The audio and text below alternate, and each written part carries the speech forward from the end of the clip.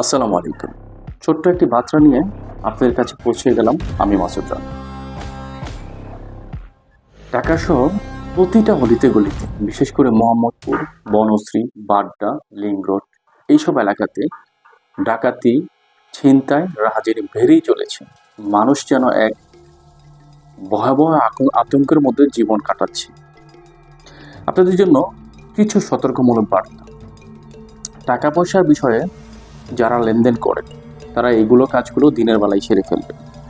নিজেদের সেফটি নিজেদের নিশ্চয়তা করতে হবে। আর বিশেষ করে রাতের বেলায় লোকবিহীন এলাকায়, সকল এলাকায় গুলোতে না যাওয়ার চেষ্টা করবে। আর আমার মা বোন যারা আছেন তাদেরকে একটু বলছি যে আপনারা যারা স্বর্ণ অলংকার পড়তে পছন্দ করেন তারা নিজেদের নিরাপত্তা নিশ্চিত করে বের হবেন। এমনও হতে পারে আপনার একটু অসাবধানতার কারণে আপনার মূল্যবান প্রাণটি চলে যেতে পারে। যারা এইসব কর্মকাণ্ড ঘটাচ্ছে তারা আসলে এক প্রকার নিম্ন শ্রেণীর লোক। তাদের নেই কোনো মনুষ্যত্ব, তাদের নেই কোনো মায়া দয়া। তারা যে কোনো সময় যে কোনো উপায়ে সামান্য কিছুর জন্য আপনার প্রাণটা কেড়ে নিতে পারে। আপনার এই মূল্যবান প্রাণটা যাতে সেফ থাকে এই জন্য আমি এই ভিডিওটা করেছি।